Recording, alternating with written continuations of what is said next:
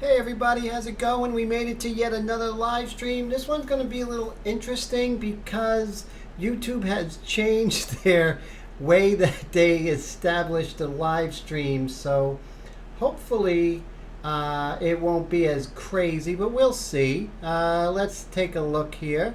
So I am going to uh, move over here and see. YouTube is trying this new whole thing with control room and everything, and a lot of times when you fix something you end up breaking it, and I think that's what YouTube is doing right here. But let's see if we could actually live beyond the growing pains and get this going. But wow, thanks for your help there, YouTube. I really appreciate it. So let's go ahead and see if I can go to the YouTube chat viewer. And what I'm going to do, and there it is. Let me go ahead and authorize this like I do every week.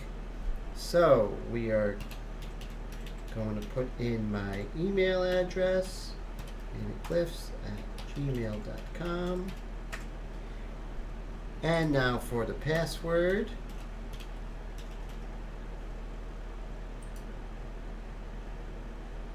Okay, so far so good. Let's see if anyone is here. Hey, we have Wendy. How are you? So, were you able to find, Tone, how's it going? Were you able to find the live stream pretty good? I'm kind of dubious as to, what's happening here, but we'll see, right? So here we are. We have her, and let me get the reference material. So how was everybody's week? Did everyone have a very good week? Was it the first week of November or something like that? So that's cool. Tone, it's good to see you and love the work you're doing. Same thing with you, Wendy. Love the work that you guys are doing. Very inspirational. And don't mind me, I'm just, every week the live stream just catches up on me. I have all this time to do it, and then all of a sudden, hey, what's up there, Zach? Good to see you. Super Sicko, nice to see you. So Super Sicko ordered the Patriot Extreme Arrow today. That is exciting, using my code. Much appreciated, my friend. You are going to love that airbrush. It's just a work of art, It really is great. So that's exciting.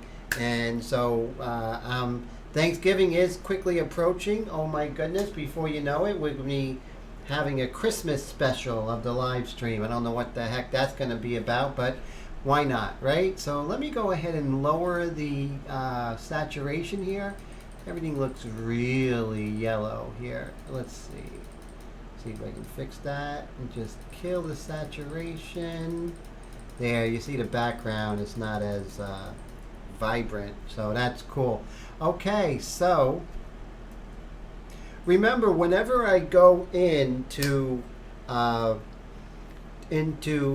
airbrush for the first time as being away, because I really haven't done any real work to it, I wanted this live stream to be pretty much a straight live stream with me doing everything with you guys. So that's basically what's happening here. So what I'm going to do is I am going to load my airbrush with the light mixture, because coming in fresh, you just want to make sure you're warming up. Going in with a dark mixture or medium mixture, you're making too strong of a, too strong decisions for just getting reacclimated with it. So I'm going to go ahead and load up, as you can see. As you can see, I'm going to load up my Extreme Patriot Arrow with the modified trigger. I just really hated that high roller trigger, and when something was in, it just it wasn't a good idea for me, so I pretty much killed it, So let's see here.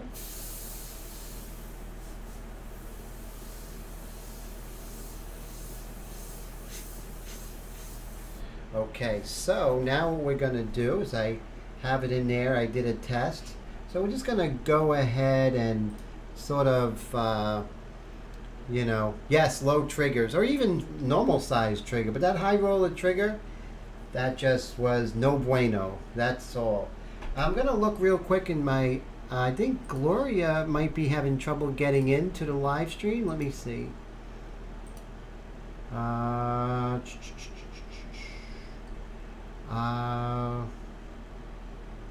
oh, that's from... I'm just going to make sure Gloria can see us. It'll just be one moment, guys.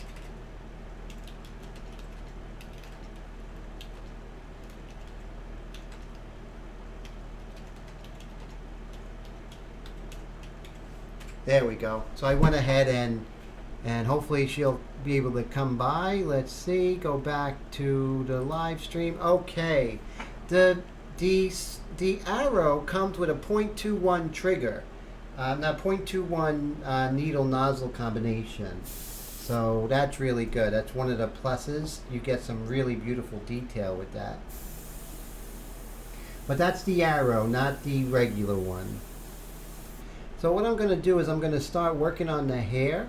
And, well, definitely, you know, it's not for everyone. And, you know, for those who really, you know, love that, you know, that high roller trigger. For me, I just never wanted to spend the time getting used to it. I have too much work to do to worry about getting ready for, like, radical new designs such as that, you know. I'm an old dog, right? Old dogs sometimes don't want to learn new tricks. My feeling is if it's not broken, don't fix it. So I guess that's... So I'm using the freehand shield to protect that beautiful edge of her face there. You see how I did that? So once you do this, make sure you wipe this freehand shield because there's going to be some paint that is going to establish itself here, and then you'll reposition it, and that will be very bad. So I'm just going to keep this over here. And I'm going to tilt it a little bit because if you tilt it just a little bit, it'll keep the air from escaping underneath. So that's pretty good. So see, we retain that beautiful edge. And then I'm going to do the same. Hey, Mike, how's it going? How you feeling? You feeling better? I hope so. I know last week you were kind of under the weather. Am I right? So same here. We're going to use that freehand shield and sort of crawl along the surface. And always remember, those who follow me, perpendicular and not parallel. Willie, good to see you. We're just doing the weekly perpendicular and not parallel segment of our live stream. And we're just crawling along that surface.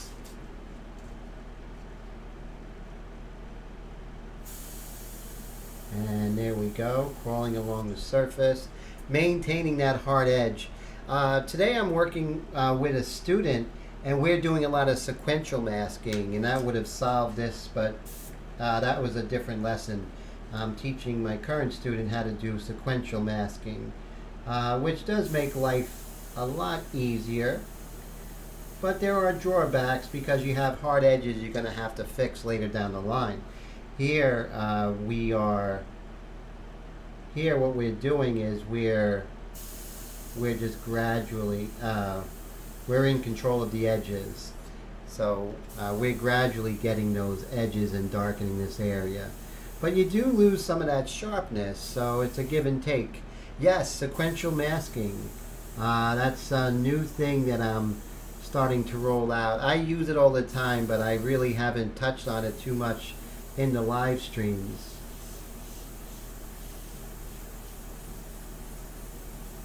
And David Morton, who's a great artist, he has some really good videos out there, and he talks about sequential masking all the time.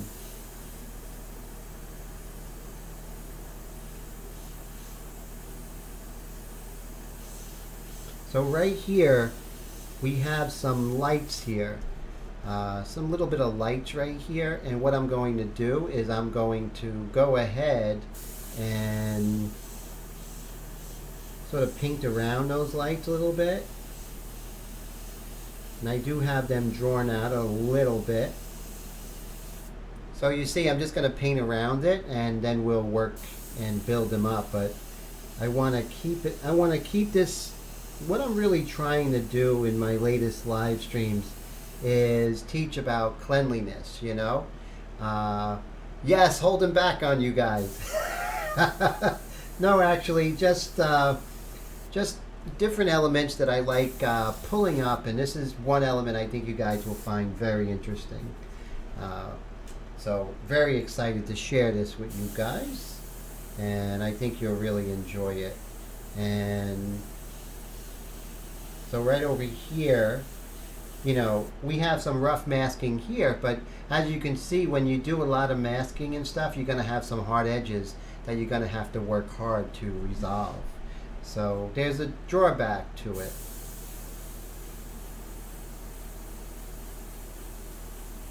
But right now we're just with that light mixture, so we really can't get too dark, but what we can do is just begin to establish some of the value. And okay, so here's something to see. Let me show you something. So if I zoom in, you'll see that that paint is coming out before I pull back the trigger.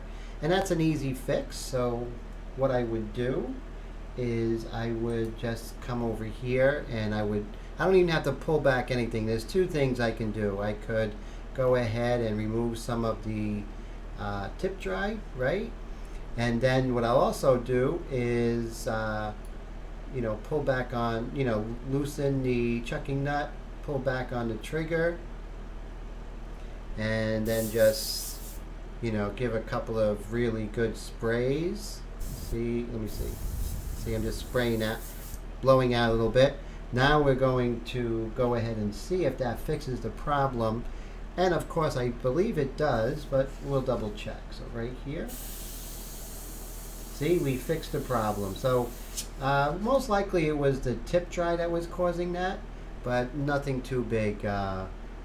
So Mike says 2 ounces of lube oozing all over his desk, chair, and stuff. Oh yeah, that could be bad. Oh my goodness, wow, okay.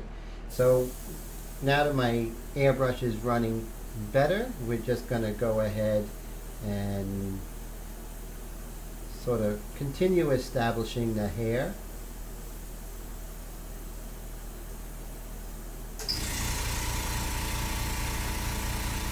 So my compressor is slowly dying, meaning that it's doing weird things. Now it's clicking when it goes off. So, you know, I pretty much use my compressor 6 to 8 hours a day, and so that's what's doing that. So I think that's the cause. 2 hours, 6 to 8 hours a day, 7 days a week. I think I pretty much know what's happening with my compressor.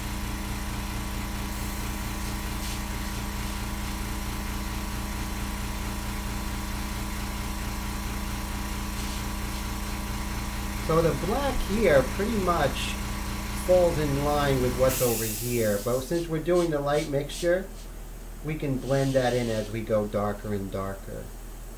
But what I'm also doing is I am trying to keep the shapes of the light in the hair, and this way I can go much darker around it and, you know, sort of build up the correct value relationships between the lights in her hair, which are still very dark and very close to one another on the grayscale. So, Heath, how's it going? Good to see you. How you been? So good you're dropping by. So great.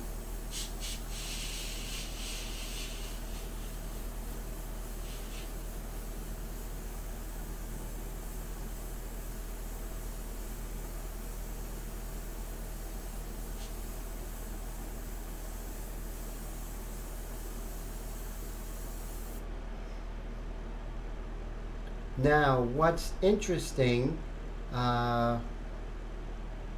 is that black masking or paper. No, it's just the color line, 184-pound paper, light gray, and just painted, you know, with the dark mixture. You know, it sure is time for a silent air. You know, that's like one of my goals. When possible, that's what I'm gonna get, because in my studio, you know, it's right above my neighbors, and they're just like fantastic people, and they're so, you know, they're so nice, and but I wanted to be quiet for them too, you know. So for some reason there was little something happened there. I'm not sure, but what I did was I tried to pull that up, but now with that white, I'm pretty much just gonna continue dusting the whole area, and hopefully that will just go away as I get darker, and I think so. So I'm not going to worry about it too much. That's going to resolve itself. When you're working, whenever you have like a little doodad or something like that, the real trick is to not worry about it. Don't get emotional about it. Just know that, you know, it will resolve itself as you just continue with the process and the recipe, you know. So yeah, so heat to your Gloria, you made it. How's it going? Good to see you.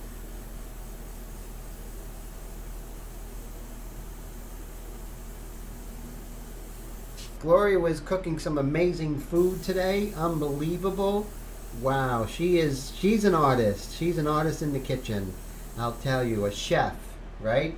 I think she should have her Food Network show. I would watch it.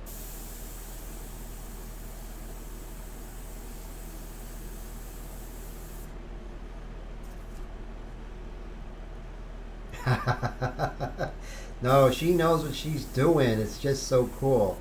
I think you can be an artist with just anything, you know. It doesn't always have to be paints and brushes or music. You know, whatever you do in an excellent way and a creative way, that's being an artist, in my opinion. And I think that's pretty much the definition of an artist. So that's pretty cool. He says he got his extreme.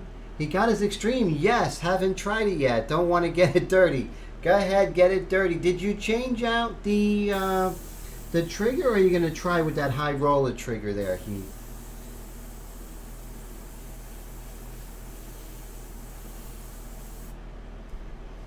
So as you see, you know, like right here, we have a couple of little imperfections. I'm not going to worry about that because it's going to take care of itself as we do the layers. So that's, yes, Gloria does cook with love. That's definitely I can attest with that. Attest to that. So with the light mixture, I really can't do anything too crazy, but what I can do is to just sort of get reacclimated with the painting. You know, I have a very low air pressure here, but what I can do is continue drawing with the airbrush, you know. Mike says he got his replacement 2020. It works like it should. Yes, that is so amazing. Love that airbrush. That is a beautiful airbrush. Congratulations, guys, on your airbrushes. So, yes, airbrush, having the right airbrush is so important, right? It's just really, really important. And having the right equipment and having the equipment just fine-tuned and working correctly. So now what we're going to do is we're going to start molding or developing the forms, right? And understanding and try to depict what's happening with the light. Now, the light on this model is coming from the upper right, and how you can always tell the direction of the light is by the cast shadows. So looking at the cast shadow, which is most prevalent, would be the cast shadow in the nose. So as you can see, the cast shadow is coming in this direction. Let's make it a little smaller. So as you can see, the cast shadow is coming this way, right? So that's telling us, okay, so that means the light is coming that way. So that's where the light is coming from. So I say that to say this. So when we're working on the shadows of this neck, we can see that this part of her neck on the lower left is totally not facing the upper right, which is the light source. So that's why when I can look for that dark here in the neck as well as understand what's happening. So that kind of planning and thinking is really important. Same thing here, upper right, right? Lower left. So lower left, we're going to get a lot of shadow. And we're going to get our deepest shadow here because that's opposite of where the light is. The light's not getting over here. So I know that sounds, a little elementary, like, oh yeah, duh, it should be like that, right? But if we really consciously try and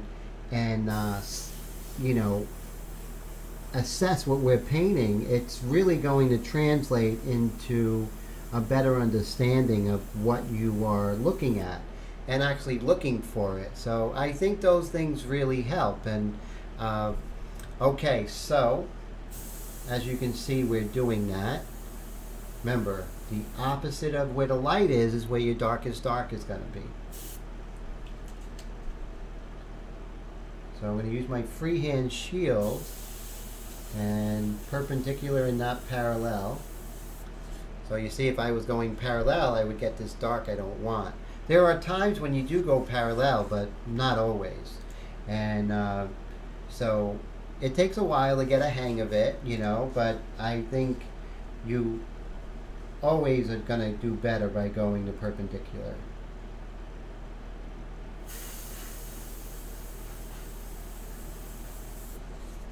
There we go. So you see, by already establishing these really nice hard edges, it's almost, those hard edges are kind of like, once established, it's almost impossible to get rid of them. So that hard work is definitely paying off. And of course, when we did the freehand shields, we have such a really wonderful, right now you can see we have a really wonderful structure to this painting, as opposed if we didn't use not the freehand shield, but the frisket film, we would not have this strong element of structure. So let's continue darkening things up and trying to get a sense of light as it goes across the model's form. So I'm going to use my freehand shield again, and I am going to define the lobe of the ear here by painting the dark of the hair around it.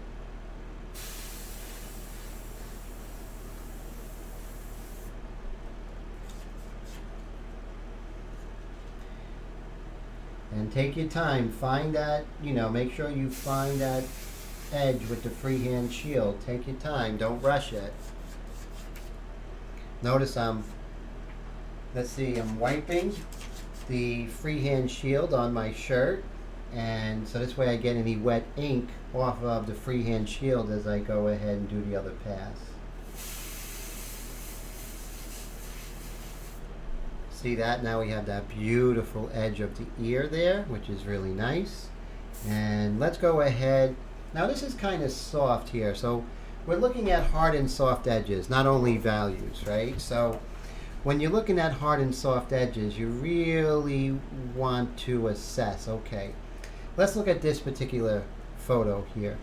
So we have some nice soft edge here, which is in contrast to this really hard edge here. See that? Relatively, still hard edge, but still relatively soft compared to this hard edge here. Same thing, relative hard edge, relative soft edge, almost gone. And then right here, it's a hard edge, but those values are very close to one another. So by doing both the values and the edge work, you really are just, everything's going to fall into place for you because you're doing the work, you're assessing the situation. So look at her hair here. It's almost just wispy over here. So as you can see, what I'm going to do is I'll go ahead and darken this all up because the edges here are so close to each other, but over here they're much harder. It's just like if you look in here, there's much harder edges going here and then almost non-existent going here. So it's not only line and contour and value, but also edges, and all of those elements are really important to create a painting that has that sort of old master look. You don't want to just look like something out of a magazine. You want to you want to have that thinking in there, you know? And the thinking is to not only see the edges, but at times you might want to uh, take those edges and maybe exaggerate them a bit. You know, maybe make them extra soft, such as what I'm doing right there. Those are artistic choices. We're not a Xerox machine, we're not a printer, so we can make some decisions that are not exactly like the photograph. Or I like to make changes in Photoshop. I like doing that as well. So let's go ahead and work on this sort of soft edge over here. Just soften that up. I'm pumping the trigger right there, and I always have the air on, which is very important. When you're painting, always have that air on, guys. And then you're just going to pump that trigger, and that's how you soften the edge. Just go along. The less overspray, you know, you would go a little bit closer to the surface. And I want you to really look at that edge. What's happening with that edge? See right here, it gets a little softer. So these are things that are really crucial in getting. Let me go ahead and record this. There, I'm recording it as well now.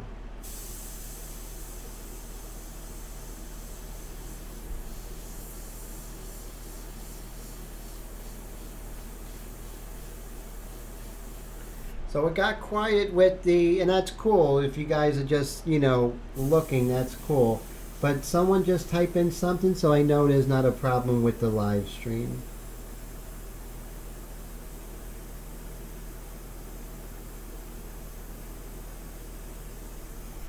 See, right now we're just working on those edges. Same thing over here. We can work on the edges, and also with the light mixture we could start to paint in some of that hair, some of those dark strands.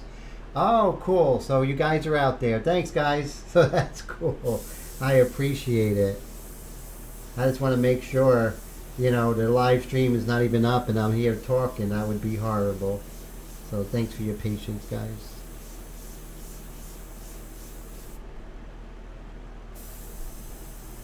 Hey Seb, how you doing? Good to see you. Thanks so much for stopping by. Much appreciated. So we have this hard edge right here, right? But what we're going to do, like I said, assessing the edges. We're still in the light mixture, so things are going to get much more defined. But you see how what we have here is this sort of white sort of halo around there. So we're going to get rid of that. So Tim's Heat says he has a question. When I do my initial sketch, how much time is spent with the projector versus refining the sketch? So whatever I usually do with the projector, I usually double time it with the drawing afterwards. Wendy could attest to that. You know, we work together. She's taken a class, and she knows how long I take with actually drawing out, you know, the picture. So it's very important to fix, because you know what, you really can't trust that projection, you know.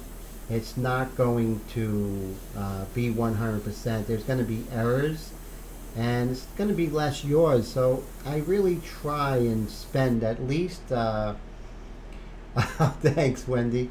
I go probably, I would say at least the first hour is dedicated to working on the drawing after the projection. I would say, and that's being conservative, you know, sometimes more. And yes, you can't trust what you project. Let me show you real quick, and I think the other members would really be happy. So here's something I'm working on. So I projected it, but I'm going over it and over it and over it because I want to, I basically want to get it right. I want to get a lot of these finer details here, such as this little windowsill of her lower eyelid, things like that. So, and then I also want to work on the contours here. you know, the beautiful contours in her fingers.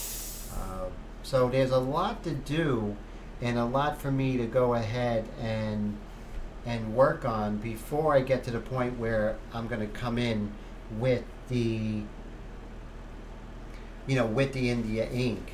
So you see you see how refined I'm getting with that drawing. I'm going to go over it and I'm going to really get everything really beautiful, because I want the line to be beautiful. And when you project, it's there, you're getting the measurements, but it's still crude. So you want to really have a beautiful line drawing. That's almost a piece of work in itself. So I hope that helps. There's another one I'm working on right now with another student, very talented student as well. And so you see here, we are doing what is called sequential masking. So with that being said, so here's a quick thing. You have this really hard, beautiful edge right here, right? So you want to maintain that hard, beautiful edge. It's never going to be beautiful if you just have a freehand shield, right? It's never really, you're not going to keep that pristine look to it. So what I did was I went ahead and just cut this area right here. Now this part is frisketed, has frisket, and this is the hard edge, so I'm getting this beautiful edge here. And then I put it back. Then I'm doing the same thing over here. I want this really beautiful hard edge against the background. I'm not going to be able to do it just with a freehand shield. I will be, but it's not going to look as impressive. So what I did was I cut around this and I peeled it back all the way back here, and I basically established some tone here with the light mixture. So this is the game plan, right? So put that back, and then I come over here and I want this hard edge right here, right? You want that real beautiful hard edge. How you're going to get that beautiful hard edge is, again, sequential masking, which is you're going to pull this aside. Remember, everything else is covered, and what you're going to do is just go ahead and take care of that. So you see how important that is to create those really beautiful, edges. So that's pretty much the thinking. You know, you can get really very sophisticated with masking, with using frisket. Frisket, yes, frisket is definitely an art form in itself, in the sense that good frisket work is really going to pay dividends for you. But like I said before, you know, frisket does have its drawbacks as opposed to doing it, you know, all freehand, you know, totally freehand, because you're in total control and you're not going to have to fix some hard edges down the line, which you can see we're fixing edges down the line already. So you know, you can definitely see the compare and contrast between them all, the different methods. But now, once after the frisket is over, like where we are, now our job is to keep things clean. So look at her ear here. I want to do this value over her ear, but if I go like this, I'm going to ruin this beautiful, beautiful white of her ear. And her ear is quite white. And so what I'm going to do is I'm going to cover that up with the freehand shield. And I make sure not to go parallel to the freehand shield. And you see how I'm able to keep that beautiful cleanliness of her ear. Now we're still in the light mixture, so it's really important not to get overly zealous with trying to get everything really dark. We still have a long way to go. But right now what we're going to do is establish relative values, but while really trying to get edge work. So here I'm going to be harping on edges a lot in this particular episode. So here, look at that beautiful soft edge there. Let's go ahead and blow it up. So you see that beautiful soft edge right there? We want to maintain that. how we maintain that is not worrying about freehand shield, just going over it, and that really is soft.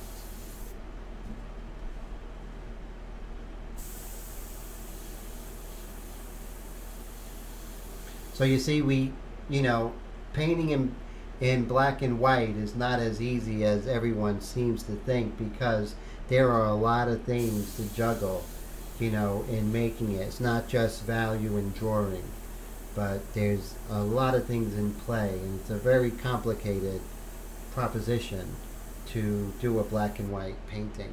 Sub says, sorry, missed the beginning, but is the painter ink in your airbrush, and is that illustration board I'm shooting?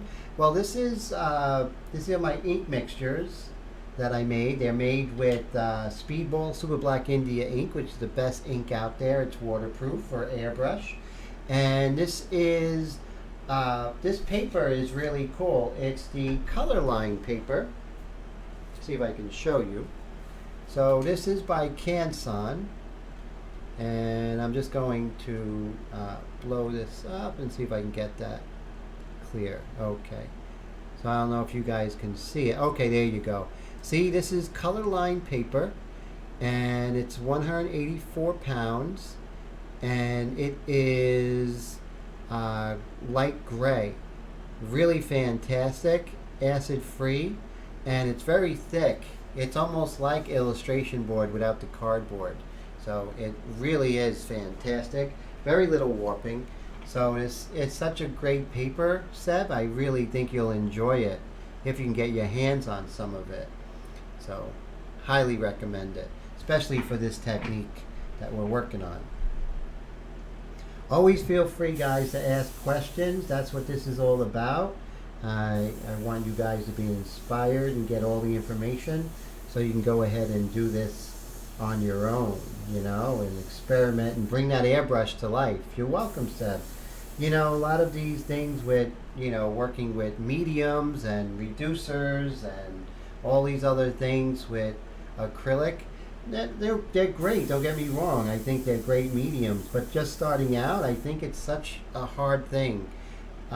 Just starting out with India Ink, you'll learn about the airbrush, your airbrush. You'll learn about control and distance and air pressure and all those different things, and not be encumbered with, having to learn about reducing and all of that, which I think is, like I said, which is great, and I love the airbrush artists that are doing that, and that's like extremely advanced stuff. But this is really going to help people a lot. Well, it's color line, yes. Color line, Canson. Thank you, Wendy. I appreciate that. So this is what happened. I was really upset. We were, with this, with our class here that we have, our live stream, we were all using the Canson paper, the Canford cardstock by De La Rowney. And then all of a sudden it was not available, especially the colors we used. So that was quite scary, wasn't it, guys? So I called up Canson, I called up De La Rowney, and they said that Canson's now making it. James, good to see you. How you been? Welcome back. So glad you can make it.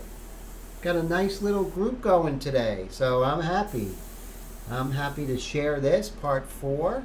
So we're just, we're just talking, hanging out, and we're just, basically worrying about the hard and soft edges while working on some of the values here.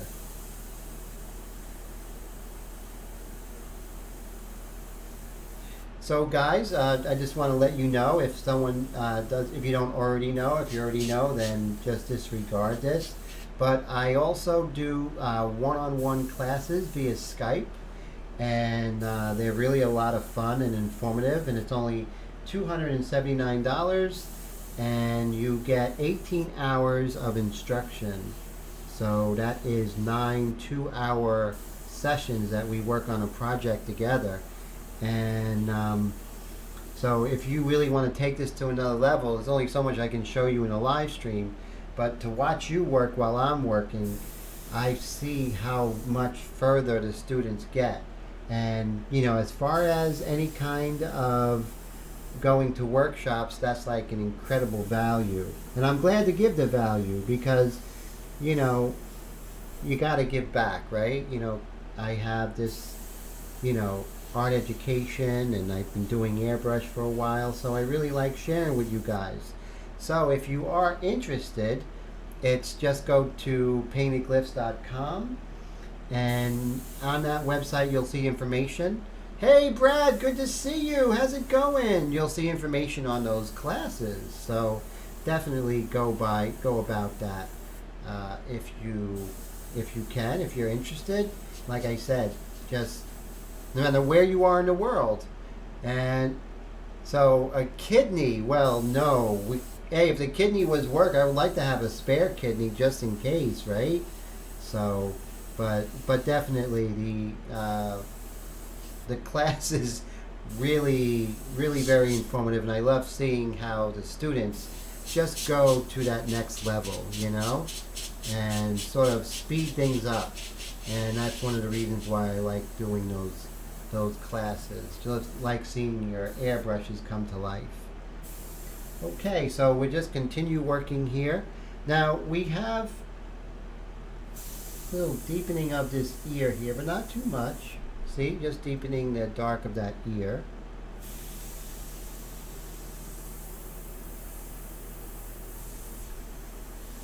Same thing here.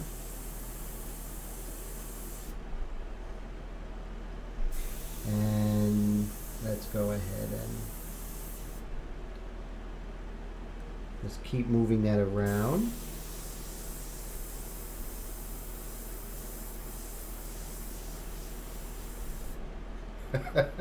I think you can get a lot more than $2.79 on the open market there, James. I think you're undervaluing your kidney. We got to figure out the fair market value. So let's go ahead and pull out our freehand shield. Now, one of the things we don't want to do, we don't want to dirty up the wonderful white that we worked on in week 1.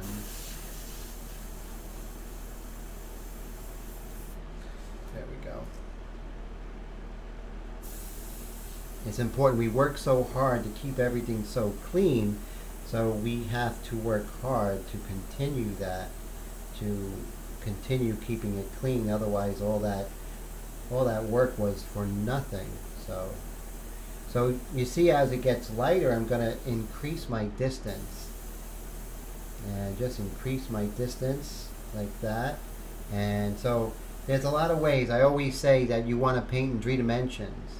So if you look here, so you can see the 3 dimensions I'm working. So when I say 3 dimensions, so now I'm doing the darkest dark of that shoulder in the lower left-hand corner there, because it's not receiving light because light's coming from the upper right. So I'm pretty close. I would say I'm about 3 inches. But as I get closer towards the light, as the shoulder turns towards the light, I'm increasing my distance. Increasing my distance while doing the 1 second rule. 1 second rule is when I paint for a second to look at the reference for a second. But you see, as I'm pulling further away from the subject, I get a much beautiful and softer tone. It would be worth it for a private lesson.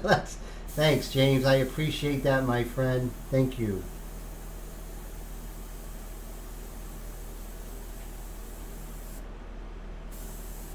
And so let's see here. So you see how I'm just really able to really model the forms there and really make that shoulder turn towards the light. So that's what we want to do. But we really have to pay attention to the reference. The 1 second rule really keeps us from, losing focus and going our own direction. So that's something we really want to always guard against. Brad says, what type of lighting do you have in your studio and how important is it? Great question. So when I have a question like that, I really want to, I really want to share it with you guys. So let me see. I have other I got this camera here. Okay, here's another camera angle I have. So you see I have all these different camera angles. So let's take, well, this camera we'll keep. This, we can use this camera here. Okay. So here we have this camera. Let me go ahead and dislodge it from the little tripod I have so I can give you a quick tour. So as you can see, this is my studio, and you can see I have this tripod, and with that tripod I have a DSLR set up and a lot of different gizmos and gadgets to fake out my computer to make this think that it is a webcam, but it really isn't. So there are this little fan I have, my airbrush stand. Over here you have that overhead lighting, but then I have a studio lighting on one side, and then I have a studio lighting kit. This is what people use for video and stuff. So I have 3 pretty big lights. Now lighting is so important when painting, but it's even more important when doing video. Crucial. I mean, it's so important. Let me see if I can take the other camera. I'm going to put this back. There we go. So let's go to camera number 3 and see what kind of wiggle room we have with this one. Okay, so here we are here. So I have a little more wiggle room here. So as you can see, this is my desk. My computer's in the closet along with the my compressor, and it's still loud. And this is my microphone. It is a Yeti by Blue, so that's really good. That's some plants that I got last Christmas from Letitia. Thank you, Letitia. And speakers, the water, my ink mixtures. So you notice there's no ink or mess here because of my ink mixtures. So I have my light mixture for when I do the beginning work like we're doing now. Medium work, medium mixture, and that's for the mid game. Think of it like chess. And then the dark mixture. And I even do something really cool, is I even make a light mixture for the time when I do the light part, which is basically reduced 50/50 illustration white by Createx. So that's my studio tour. Okay, there's the tripod, right? The tripod comes out and makes sort of a, the neck comes out so it goes right over, so you guys see the artwork clearly, not like most of the live stream when it's at an angle. Makes it professional, but more importantly, it makes the live stream something that you guys really learn from.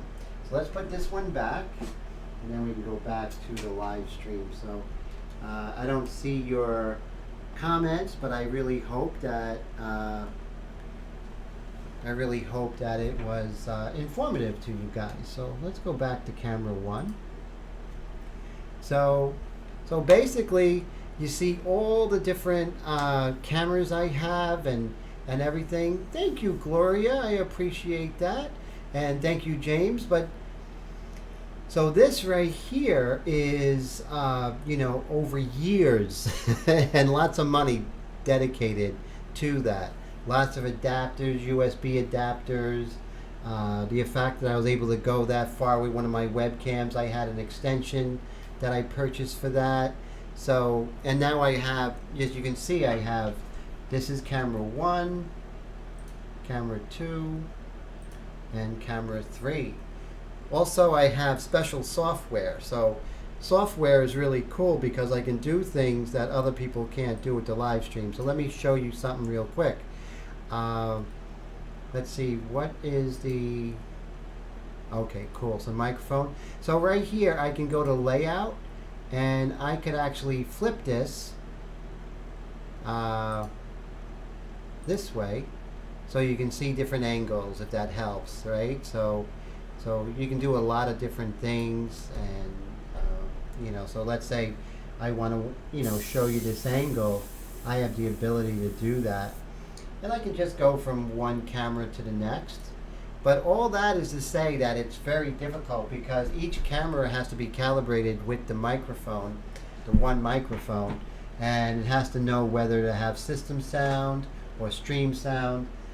So it's a lot of trial and error, but you know, it's something that is a labor of love. So, and you know, since I do it, I've been doing it for so long, I don't have to prepare as quick, as long as I used to. I can pretty much hit the ground running with it. It usually takes about 15 minutes to a half hour to get ready for every live stream.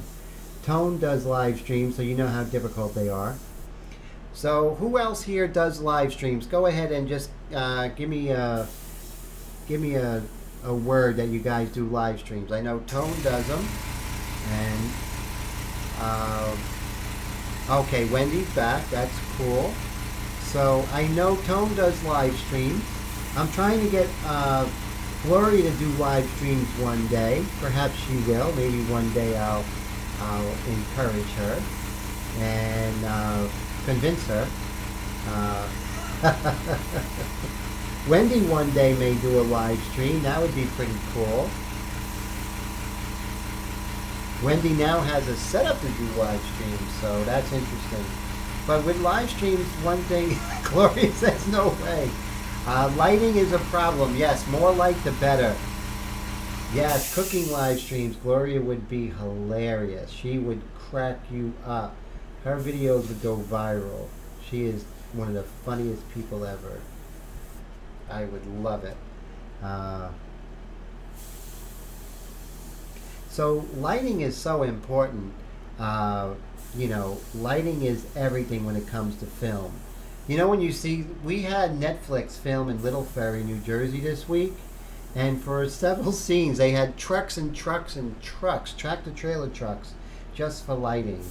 So, you know, filming is still relatively in its infancy. So, you need so much light. It's so bright in this studio, but it's not super bright with the video. But this wouldn't look half as good if I didn't have my DSLR here. Now, with the DSLR, I can set the ISO, I can adjust the shutter speed and do things to get this clear picture. Otherwise, it would never look good. Gloria says, no thanks. And Tone says, Yupo paper, he likes to give off, Yupo paper gives off glare. Yeah, that's always a problem. That's why you don't see me do drawing live streams, because of the glare issue. Okay, so right now we do have, so this is something I want you to look at. So a lot of times I see when someone is working on, let's say this right here. You see this? Now the question we have to ask ourselves is, what side is that value? Is that value on the inside or the outside of that jaw? I know that sounds, again, like most people will say, well, duh. Well, it's not. Those are simple things, but those are things if you really have to think about it to get it right. So I'm saying that this is on her jaw and it's not on the neck here. And that will pretty much tell us where to put the freehand shield. So it's those questions before you go ahead and work. You don't want to deal with that afterwards. That would really stink. So notice I have my DSLR. I can just change the shutter speed and make it a bit lighter. See that? That's pretty cool. So that's why I do the and plus I can change lenses. So those two elements really. Also, a lot of times you might not see it with just going with your with your freehand shield. So it's okay to use your pencil and sort of, you know, draw it out very lightly. So now I'm being more specific in exactly where I'm going. So I'm going to be a huge distance away. And on this aspect, I'm going to go along. That would be one of the few times I went along parallel to the freehand shield. Like I said, there are exceptions to every rule. So this is that exception. See that? Now I realize I did it correctly because that tone is not on her neck, but it's on her jaw. So with that being said, we can go ahead and erase that little pencil line we put. And now we just have that really wonderful linear dark there. All these little tiny things add up at the end to a painting that's next level. And that's what we're all trying to do, right? Mike S says, as for lighting, I got a fish tank light fixture from a friend, and he's making an aluminum strap mount to fix it on top of the easel for direct overhead lighting. Yes, that's great. That's exactly what you want.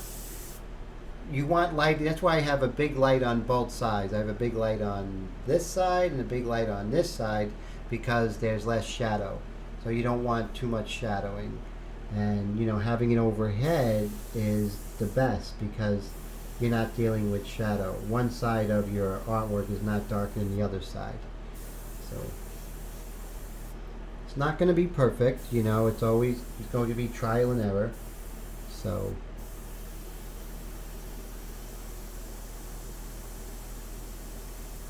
the 1 second rule will keep me from going off on a tangent. So let's pull back here. So you see I have on here, I have a Canon 10 to 18 wide angle lens, and that helps a lot to you know, have a little bit of zoom so I can go in and out. But with the DSLR, and you guys who've been with me a while, if we're going to do tight detail, let's say in her lip there, we can go ahead and zoom in. It has a built-in zoom. So you see, and also this is a good way to check your focus. So this way I know I'm focused. So Tone says, can you hit that Yupo paper with 600 grit sandpaper or maybe 800? I'm the wrong guy to talk about. You and Tone talk about that because I don't use a Yupo. We basically stick with more of the this kind of paper here, you know. I'm a big fan now of the Canson Color Line series. That is, so we have these, okay, exciting thing. So this I'm excited about. Let me see if I can find it. Real quick, I'm going to look. So give me a moment. I'm going to look and see if I can find. We have a new sponsor for the channel, or I should say friend, not sponsor. They are going to have a giveaway with us in the future, in the near future. So here we go. So I'm going to show you the magazine, and we're going to have a drawing for a free subscription coming up within the next month or so. So I'm excited about that, and I'll show you which magazine it's going to be. No, it's not the Sports Illustrated swimsuit issue, James. I know you were thinking about that one. Let's see. So we're going to go to video images. We'll go to downloads. And let's see if I can find it. La, la, la.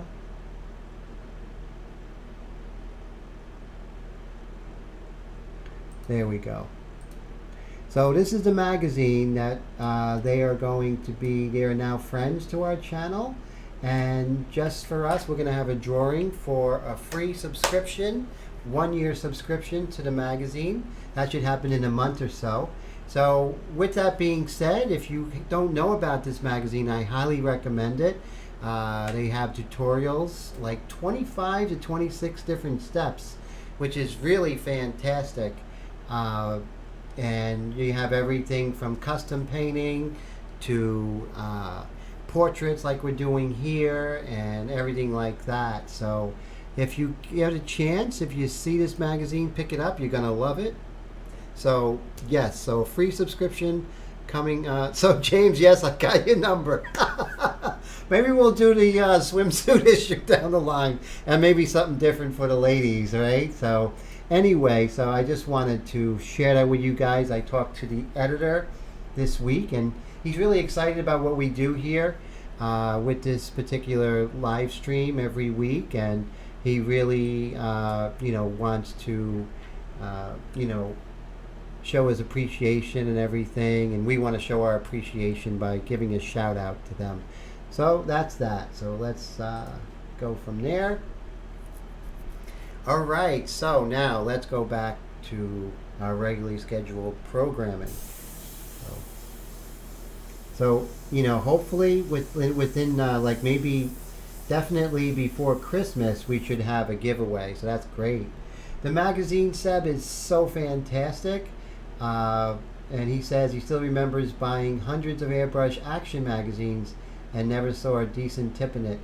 Yeah, there were some good things I found, but I agree that some of them were a little out there, right? As far as the tips. So yeah, this magazine you'll love. It's even more in depth, and you can really follow along with the projects, which I really find really great.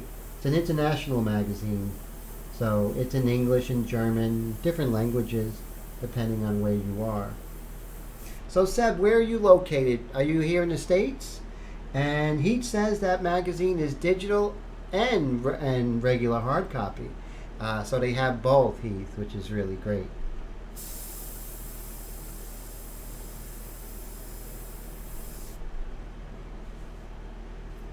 So it's really great that we have friends of this channel, and what makes it great is that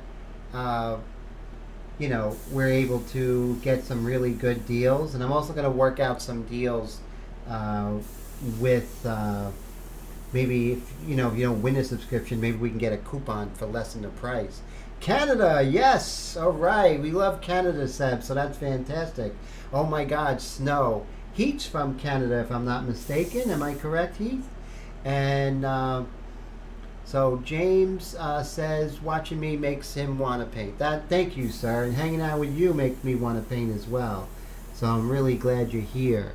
And you guys inspire me just as much as I inspire you guys. I want you to know that. Why else do I look forward to Wednesday night so crazy? Gloria says she misses snow. No snow.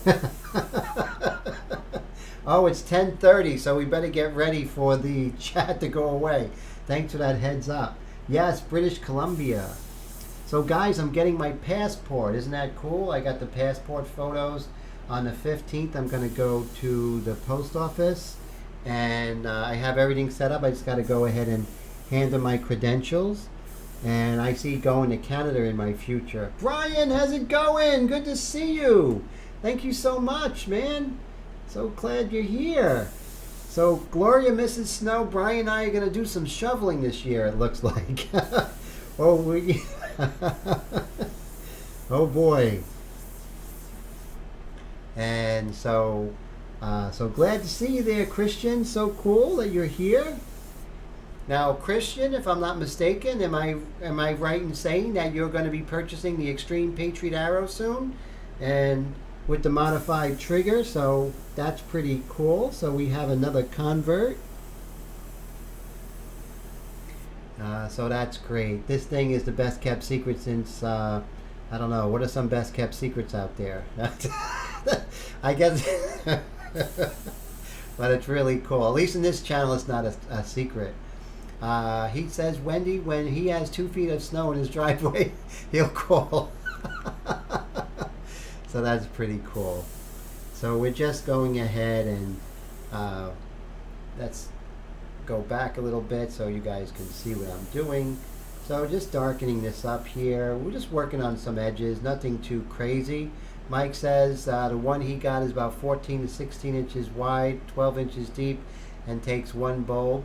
Oh wow, that's pretty cool. Yes, no shoveling for Gloria. That's final, right? That's for sure. Wendy says she wants snow. That's too funny. So we're just going ahead and we might be going into that dark mixture soon. Again, we have that whole thought, like right here, is the dark value on the chin or on the neck? And I would have to say it's on the neck. I mean on the chin. So you see, we're going to go ahead and make that decision before we commit ourselves. So in those specific cases, we went with the chin, we went parallel, but that's the exception to the rule. Always exceptions to every rule, you know. So, so we'll just go ahead and okay. So it's a little bit darker. If we see, it's a little bit darker, not much, but just a little bit darker on the neck than that chin. We might make it a little bit darker because I want that neck to go back in space. I want the chin to come towards us. So we can go ahead and exaggerate the value difference there. So this is what I'm saying. We're not Xerox machines or printers.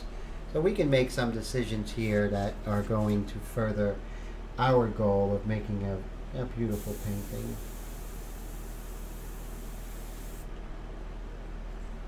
So a lot of you guys are like, Tim, you have such incredible control with these airbrushes, you know, with airbrush. But, you know, just realize I'm doing this 6 to 8 hours a day. You know, I've been working for 6 hours before I got to you. So, you know, it's all practice, guys. So just know that you can get there as well. So I want you all to know that, you know, you will get there if you're not there already. So just, you know, take heart in that. And I'm here to tell you guys how to do it. 10:30 p.m. You know where your chat window is. Yes, so we're still doing pretty good so far. Thanks for the heads up there, James. So far, you guys can still chat. Maybe XSplit fixed it. I don't know. I hope so.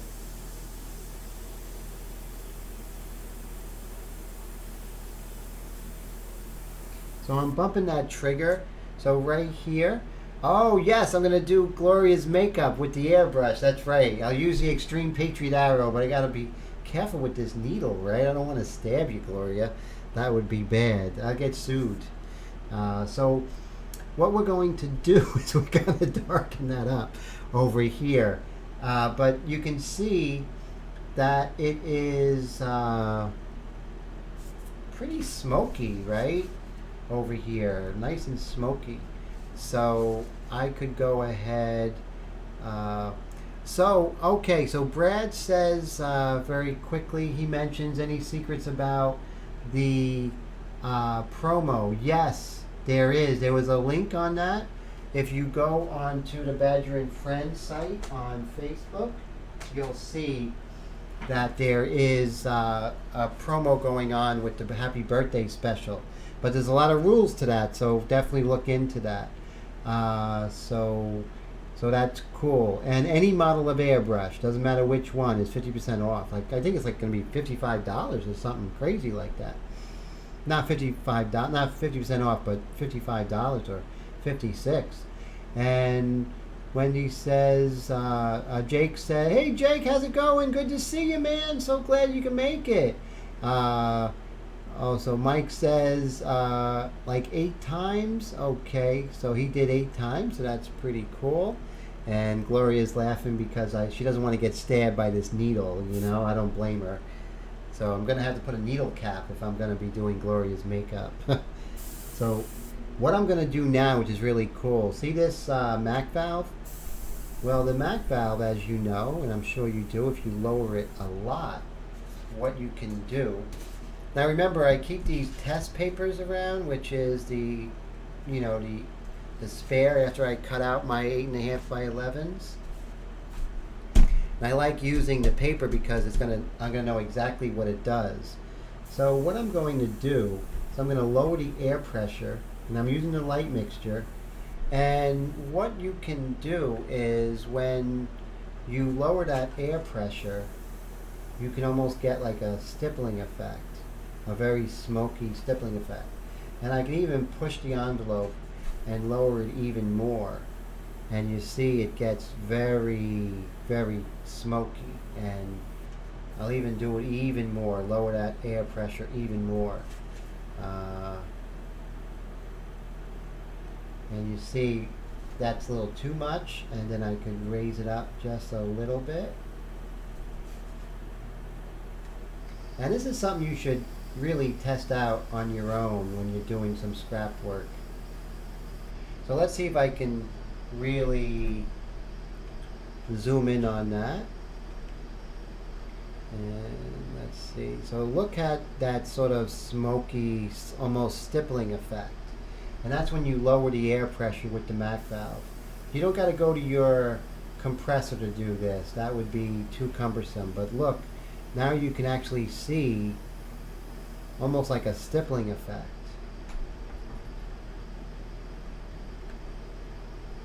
See that? You get like, it's really cool, and it sort of exploits the paper. Even though the paper is relatively smooth, it's still a cardstock, but it's not smooth.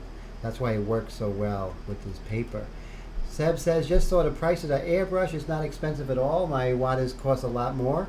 And you are gonna, and if you use the code with that, Seb, use the code timothypsa, you get 10% off. So that price comes down by $10. So if you're interested, definitely get that airbrush. You'll really love it. And you know, what's really great? Oh, Gloria sees a face in there. Oh my goodness. That is scary, right? That's funny. So that's pretty neat. Oh, so with that code you get 10% off, which is really fantastic. So let's go back to the painting itself, and we'll go and utilize that really cool technique I just shown you using that MAC valve. Micro air control valve. Okay, so what we're going to do is we're going to use that fuzziness. We already tested it out. And we are going to keep our distance. And we're just going to pump that trigger.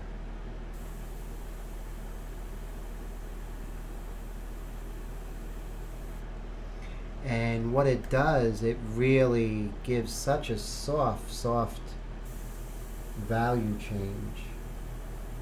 Because that's what we have here on her chin. Very soft value change.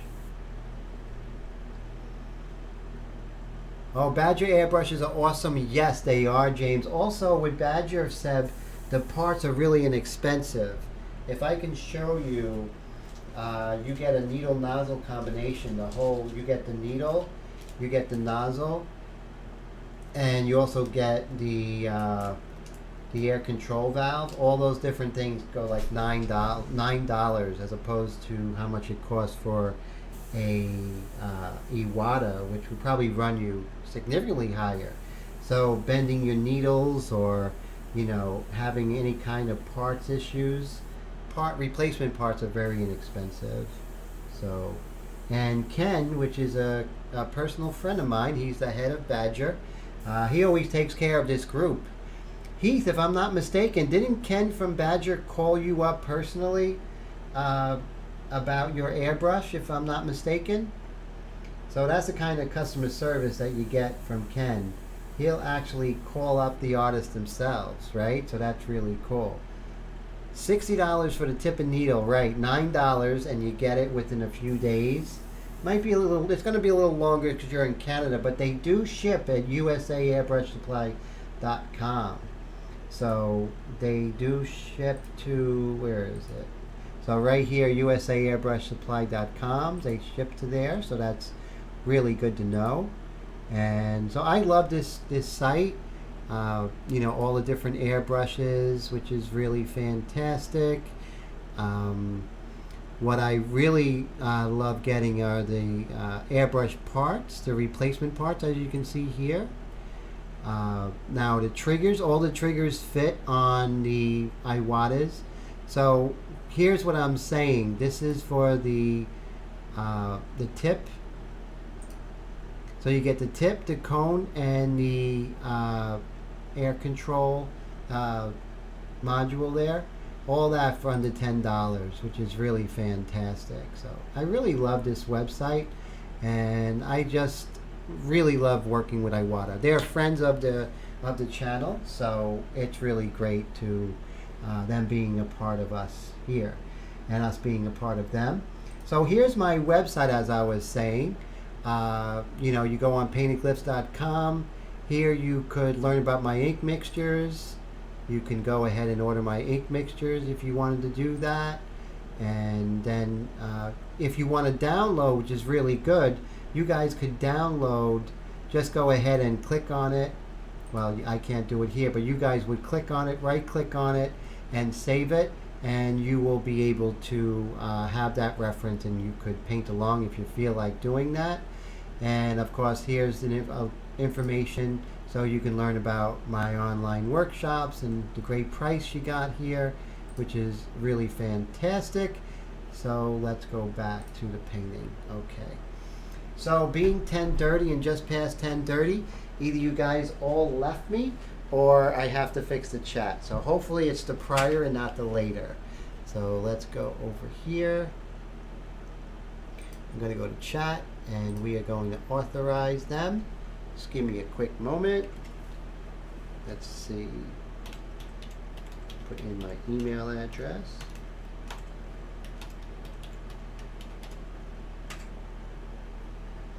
And here we'll go ahead and put in my password. Nope, that's not it, Tim. Okay, so should see you in 5, 4, 3, 2, 1. Bam! There you are. Okay, cool. So James said he missed the test, and that's the Skype test. Yeah, Wendy and I were trying to do that. We were working on Skype, but to no avail. But yes, definitely I want to do a Skype test with you guys if you're up for it later in the week. So that's cool. So Heath says, yes, he did speak with Ken. Ken called him, and that was a pleasure. And Ken spoke really great about you there, Heath. So I spoke to Ken since. My guest said he called me up to find out what was wrong one time. And so that's fantastic. So see how Ken takes care of us? And so Christian, you're back. I'm glad you're here. Thank goodness. So I'm glad your phone is fixed. And let's see. So everyone is here. All right. So we are back. So let's see. Let me go ahead and lower the shutter speed here so we can see things a bit more clearly. So we're just going to continue moving around, seeing where we have to darken. So before, as you know, we lowered that air pressure, and by lowering that air pressure we get a real smokiness. Let's go ahead and zoom in here.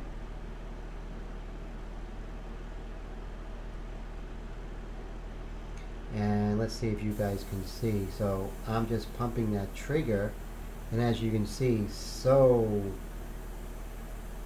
softly we are getting those really beautiful midtones, almost like a stippling effect.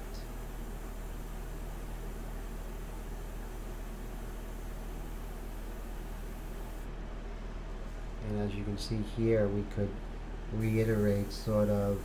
Now remember, the light is coming from the upper left hand corner, so as the cheek is turning down, it's not going into shadow, but it's facing the light less directly.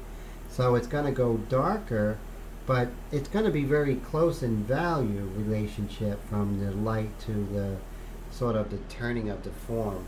So that's why we have to really be subtle here, as subtle as possible. So here you can see as we're working, there are some little pencil lines here and there. So this is a good opportunity to go ahead and, as you can see, when we're kind of blown up, we can get rid of those excess pencil lines here and there. And you know, with the illustration white by Createx, that we go ahead and dilute that down significantly, it still erases. Remember, we were doing all the different India inks with the white India ink, but that didn't work out at all.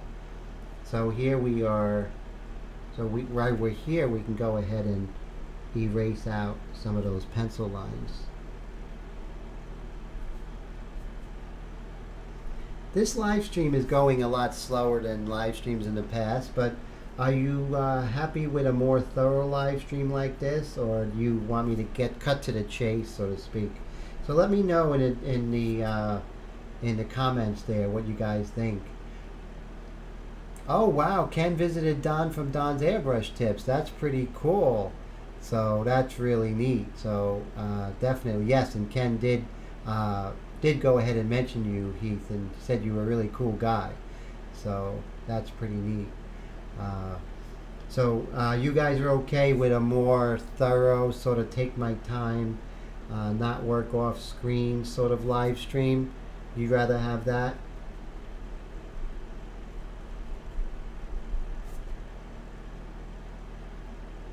James says he's enjoying the pace tonight. Great, okay, so we will continue this. So we will continue at sort of a slower pace, sort of a step-by-step, play-by-play, and just worry about, just following you guys along. Don, my guess is Don does nice reviews, but has to stop doodling on paper towels to show how they work. That's true. I can imagine that being an issue. So Wendy says, take my time. Great. So that's what we're going to do. We're just going to take our time and really just enjoy the process. Heath says, this is a great live stream, and he's enjoying it big time. I'm enjoying you being here, Heath, so thank you. I appreciate that so much. So we're going to take our freehand shield and we're going to work on that hard edge right there. But, I have a smaller one that I rarely use, and this might be a great opportunity to go ahead and do that. So let's take this one right here. It's a real baby one. And I am going to, okay, so we're going to fix that. We don't want it to do that whole smoky thing, so we're going to raise the air pressure a little bit back to normal. And so what we're going to do is we're going to use this freehand shield, and we're going to really try and get that darkness, just like that. I really want that hard edge,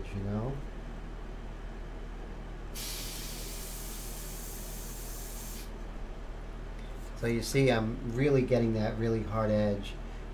So Gloria says she finds the info very interesting, even though she's not an artist. Thanks, Gloria. I appreciate that.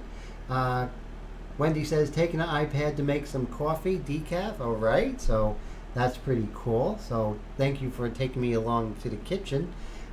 James says, watching someone paint doesn't help me much. You show and explain what you're doing. Thank you. And that's what it's all about, man. What you guys get from it, And I get to hang out with you guys, so I get a lot from it as well. So one hand washes the other.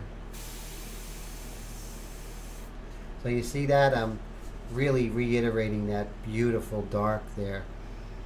But while I'm doing this, if we really pay attention to what's happening to the reference, so right here we have that, and you see how it kind of softens up and goes down. So we're going to do that. Mike says, if I email you an image, could you think about doing it on a live stream? It's not a real human, but art from the web. Yeah, I'll definitely look at it. You never know. Definitely. So you see how I'm just going to soften that up a little bit.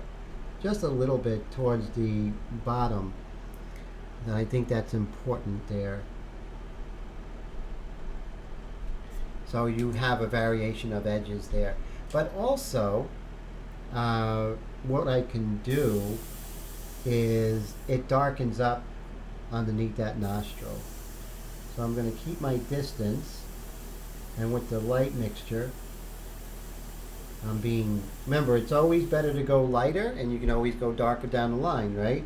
So really go darker after you establish the shape with a lighter value. So now we can even soften this up here. It's a little hard edge right here. There we go. There we go. So I'm much more happy with that. And then I can darken it up, because even though it's such a small detail,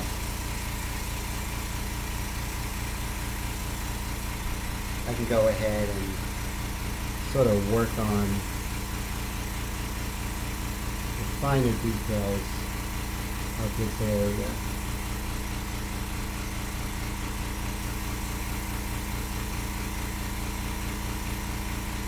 So as you get the longer, bigger shape, then we worry about the smaller shapes, right? And so that's important, So Wendy says it's sort of percolating on the iPad. That's scary. You don't want to ruin your iPad. And Mike S. says it's one he was trying to do before he got sick. James says that he would worry about copyright issues. And Wendy said, not sure what the airbrush would taste like, but cake would be delicious. And James says he know they have airbrushable frosting. They do, yes. So we're going to go ahead and there's like a little light here. Remember, the light is coming from the upper right, upper left. So anything that's facing the upper left is going to get light. And even that little corner of the nose there. Remember, things get lighter and darker mainly because of what value is next to it. So we're going to sharpen or darken the value next to it. And you're going to see we're really starting to see that corner sort of come to life of her nose there.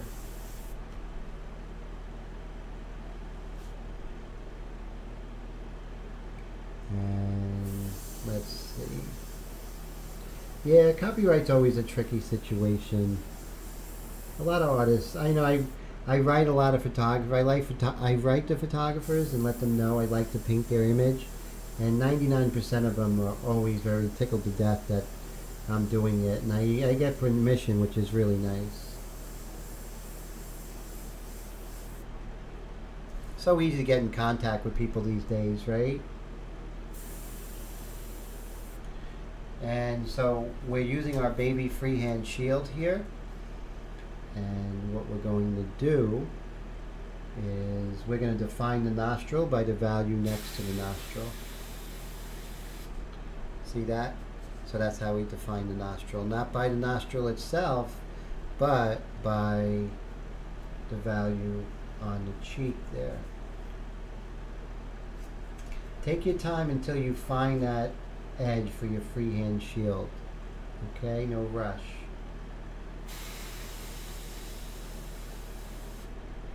There you go.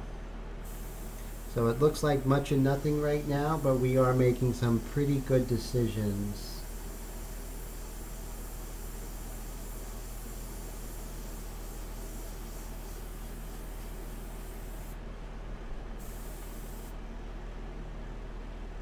Oh, Gloria says, why am I using the special glove? I am. I just put them on. Let's see if I can show you guys. Well, see, I have them on. I just put them on, especially when I got into detail. I didn't have them on for a while, right? And that's very true. And so I guess once I started going into this little detail, I definitely need those gloves. So you see, how much little detail we did. I mean, some nice little tight detail there, which is pretty cool. And remember, we're working with the light mixture, so everything's going to be darker as we go, right? Because we have to go to the medium mixture key, right? The medium mixture. And then after the medium mixture, we're going to go into dark. And after the dark, we're going to go in with the white pastel and then the dark accents.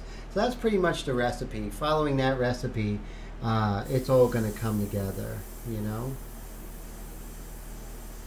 Yeah, but I love these gloves, you have your hands free and everything, which is really fantastic. Mike says if he ate cake as often as Wendy talks about it on Wednesday nights, he'd weigh 600 pounds. Hey, if you're going to weigh 600, that's the way to do it, right? Oh, boy. I could use some cake right now. Everything. How about apple pie? No, what's your favorite pie? My definitely thing, blueberry pie. I have a hankering for blueberry pie for some reason.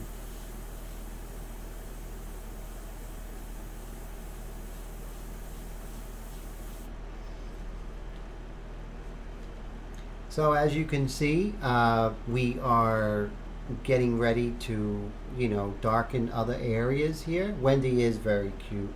So I agree there. You guys are so funny. So we are just going to darken things up. Let's go back to lowering. Oh my God, banana cream pie is fantastic. Wow, Letitia makes a really great banana cream pie type of thing. I think she made it for last Thanksgiving. That was fantastic. It's a type of banana cream pie. I know I ate a lot of it. I'm gonna eat a lot on Thanksgiving, guys. That's all is to it. Mine. Oh, Mike likes pumpkin or cherry with 3 inches of whipped cream on top. That sounds amazing. He says he just made strawberry blueberry pie with an oat crust. That's amazing. Yeah, a good pumpkin pie and a blueberry pie. So those are incredible. And with pie, it's fruit, right? So we can, and in sweet potato is amazing, right? I'm sure your family makes some amazing sweet potato pie there, Tone. Uh, there's this place in Montclair, New Jersey. It's called Sweet Potato and Pecan, and it's like soul food, and they have the best sweet potato pie you ever seen in your life. Just incredible, really great, and not only that, incredible macaroni and cheese. Man, oh man! But sweet potato pie, that's some good stuff, right? Tone, that's just amazing.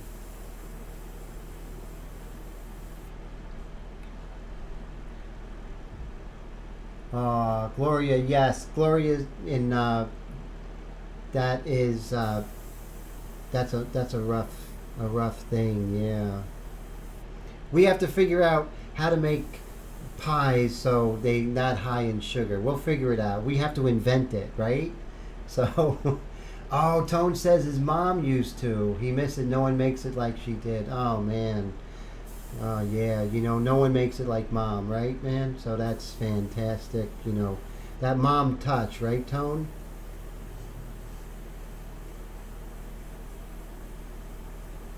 How about yourself? Have you tried making it yourself, Tone? Uh, and if you did, was it successful or did you not try yet?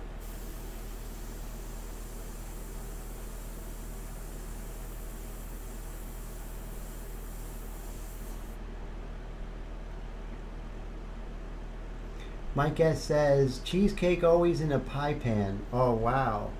Or is it a pie or a cake? And Wendy says no use swerve a mungo fruit in the place of sugar. I make pumpkin pie with honey. Wow. Very cool. So I have the lower air pressure, and lemon meringue kicks butt too. That's for sure. Oh my god. Lemon is fantastic.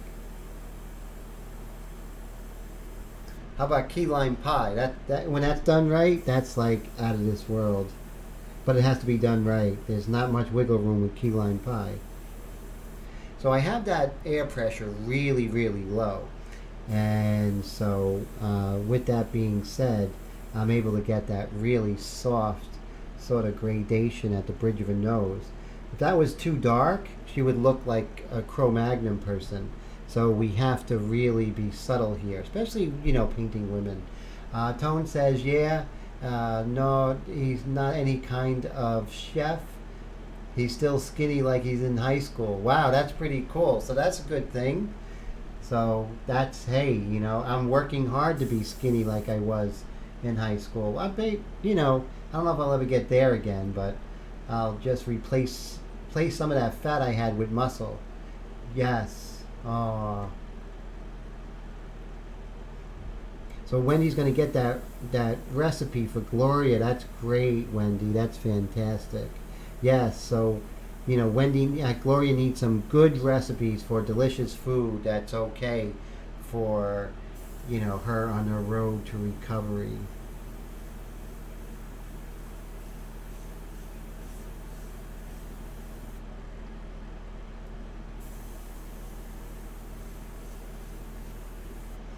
So we are just working on a lot of very subtle little changes here.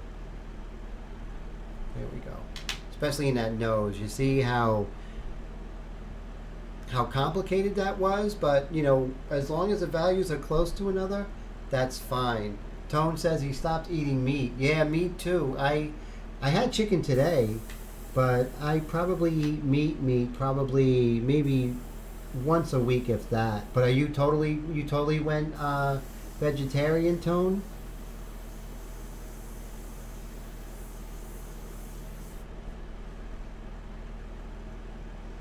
So let's go ahead and we're going to see if we can work on her mouth a little bit.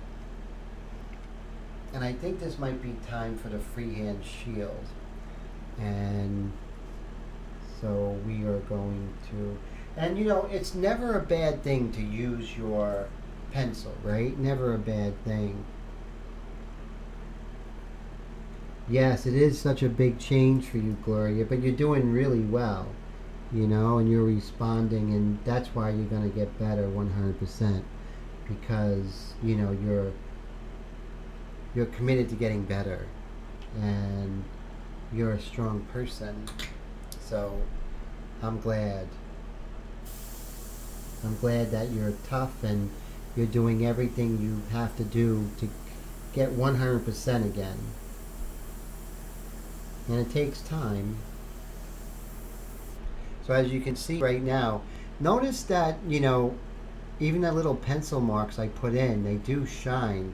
So we got to get rid of them.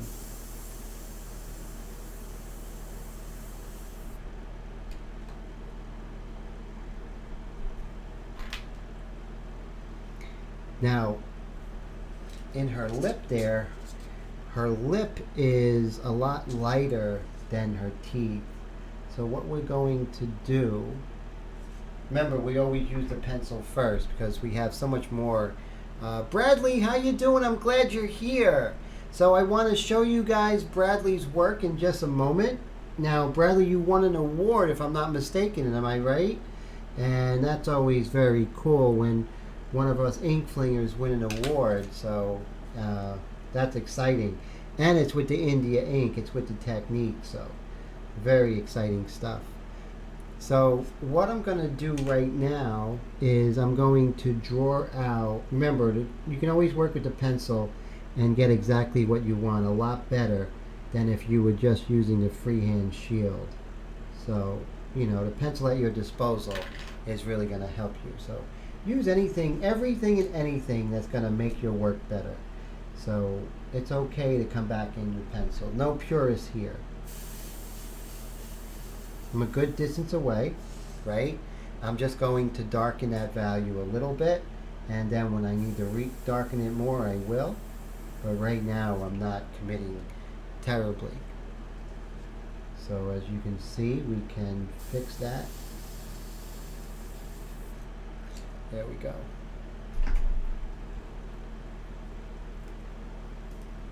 And then we could lighten that up. Remember, the value gets darker or lighter by what's adjacent to it, you know? So that's really important. Yes, so yes, salty and sweet, that's so true, and that's our weakness, right? That's good stuff. So as you can see, I'm darkening that up, and the same thing with any of the unevenness of this lip here. Upper lip. I'm gonna try and even that out, and it'll even out over time, so I don't got to get too crazy with it. But right now what we can do is we can erase those pencil lines that we had,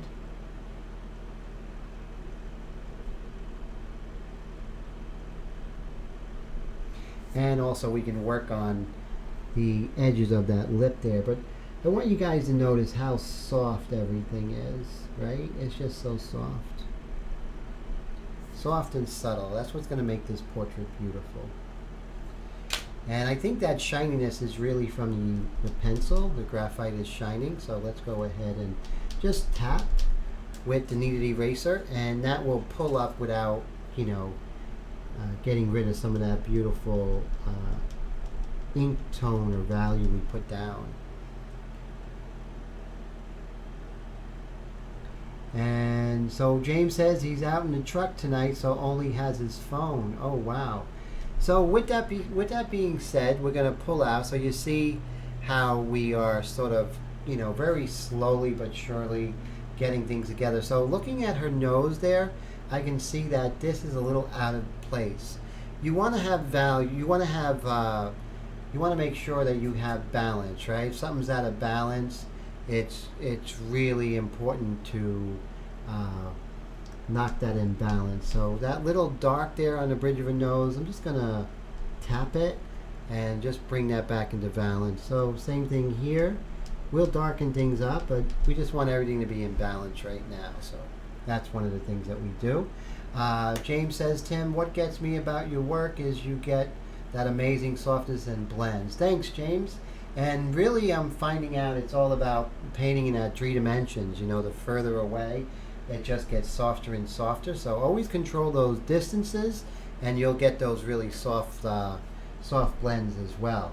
So I want to talk about Brad and his award. So let's see. I do have it here. Let me go check and see if I can pull that up. Let's see. And that would be in downloads, if I'm not mistaken. Let me see.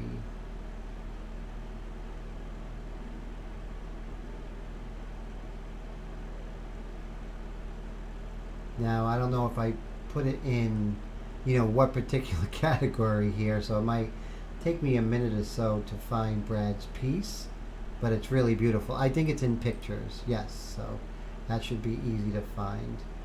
So there it is. Okay, so under Bradley's picture here, so let me pull that up, and this way you can see what Bradley did using this technique. Really fantastic.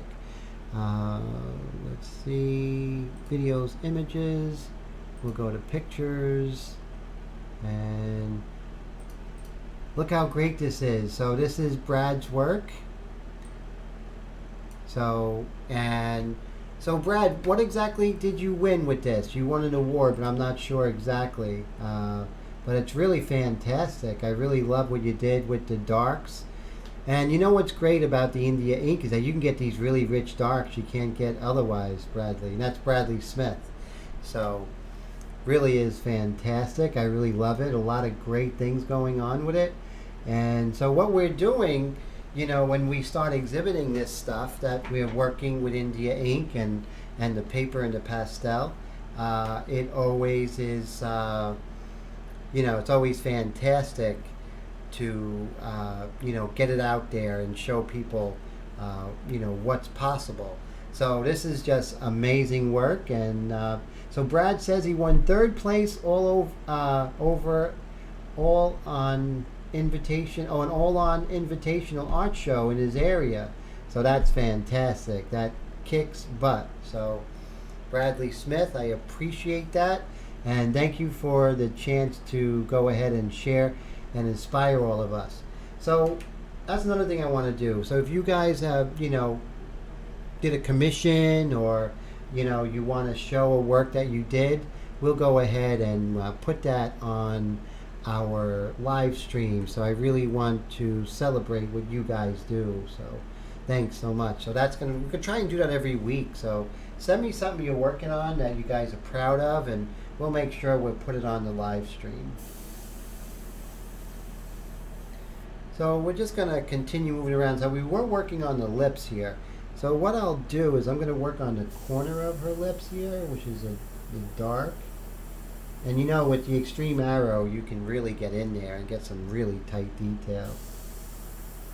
Just the detail is like working with a mechanical pencil. That's the kind of detail we get. So little by little, we're working on those teeth, you know. Bradley says he appreciates all the tips and stuff that he learns, and I appreciate that. And so really cool. So that's a great moment and Mike says that he'll send one, so that's great. You don't have to win an award. We just want to see what you're doing, get inspired by the work. And I think it's the 4th time trying to do a portrait. That's great, man. You just gotta keep going, you know. It gets better and better as we go. We're a work in progress. So Gloria, have a great night. So it's always great. You're always such a great part of our live stream. I'm so glad you made it here tonight. And so I hope you have a great evening. And let's see. And your phone made it all this time. So I'm really proud of your phone. Usually the phone kicks out by now.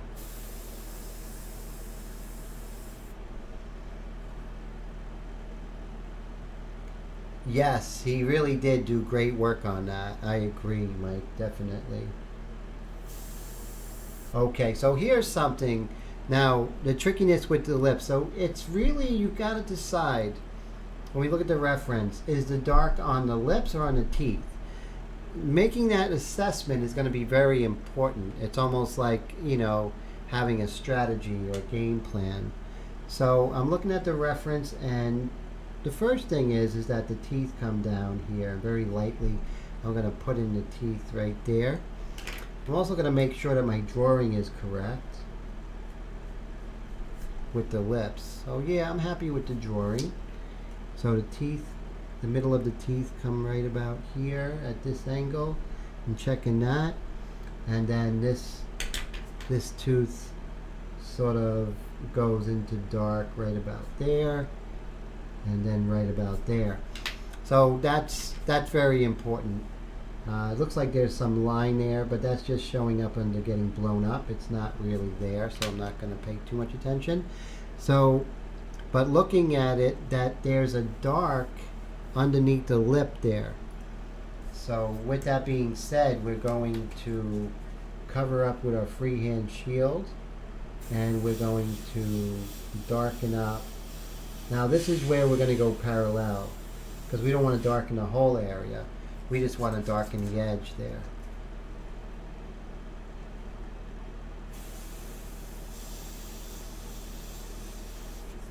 So you see, we're just creating that sort of cast shadow over those lips. And it's not the dark that really defines the value. It's always the adjacent value, the value next to it, which is really going to make the decision as to how dark or light it is. So if it doesn't look that dark, not the end of the world. We just got to lighten what's around it or darken what's around it, guys, right? Wendy says we have to realize that this mouth is tiny and Tim is amazing little details. Thank you. I appreciate that, Wendy. I appreciate it. Bradley says he's not at all professional development. His phone is quitting and we have to have a... Oh, no problem, Brad. And your work is amazing. So I think it's professional. So yeah, have a great night. Your phone is... But thank you so much for, giving me the opportunity to show your amazing work. And inspiring us. So remember, the value next to it is what's going to bring it to pass. So I'm going to lighten the teeth towards the bottom. And you see that's going to really help with that shadow. So, and then we are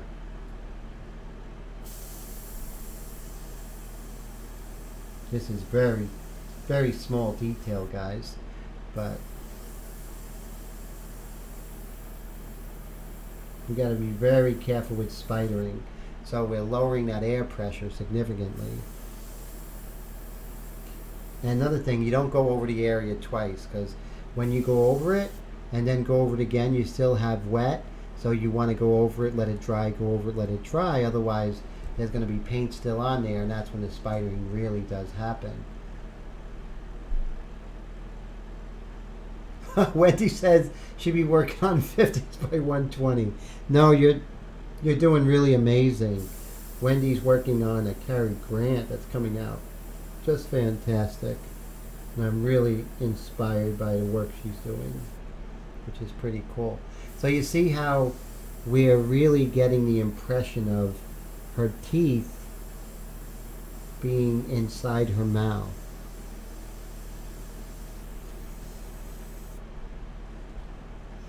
So now we have that, but we also have a value coming down. So let's take our freehand shield again. No, Carrie says, Cary Grant is hairy. So Bradley, so Bradley, have a great night. That's cool. And Brad Mummery says, so you are raising and lowering the air pressure by feel, then with your micro. Yes, always doing with the micro, with the MAC valve. Always. The compressor you'd be too hard to do it because, you really want to get that fine adjustment. You want to go like a couple of pounds per square inch light and dark, There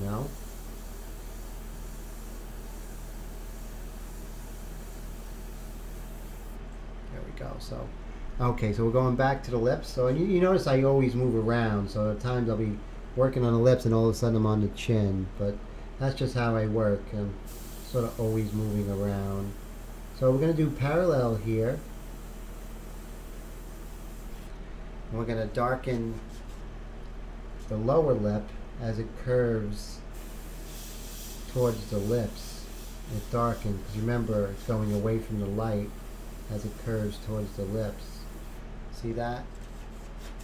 Now the lips are really starting to turn. Carrie has strange features. It's amazing that he's a hunk, Wendy says.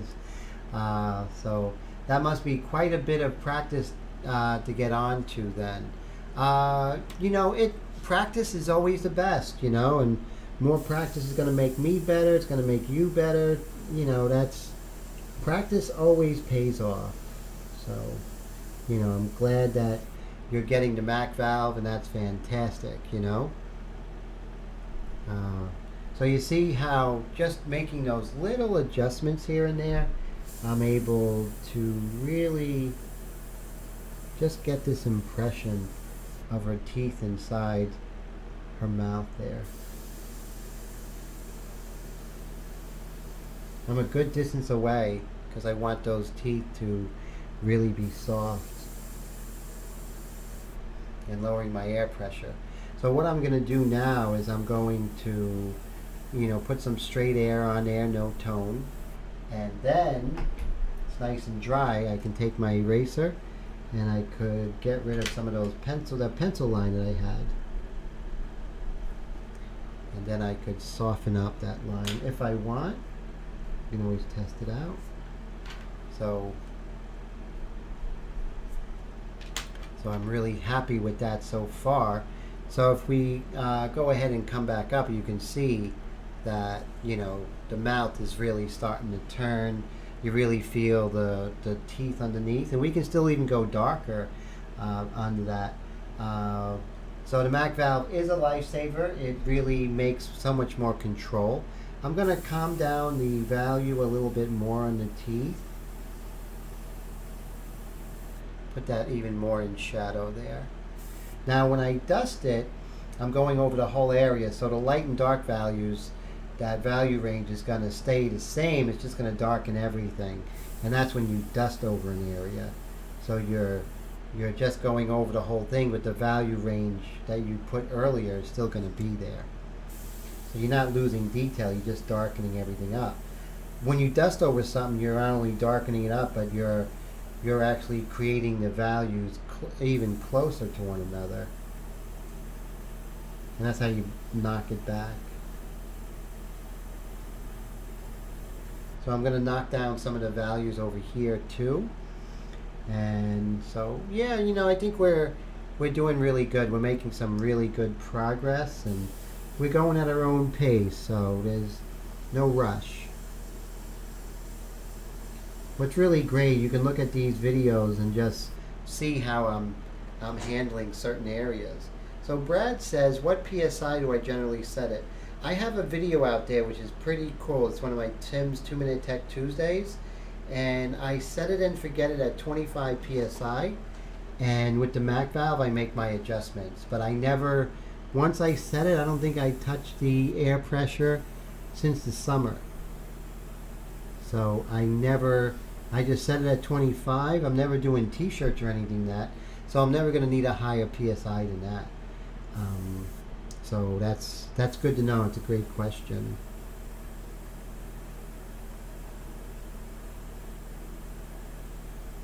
So in her nose here, this sort of shadow line over here, which is her cartilage, it's a little darker than I want it to be. So I'm just going to take my mono and I'm just going to sort of flick it over, and I'm just going to calm down that value.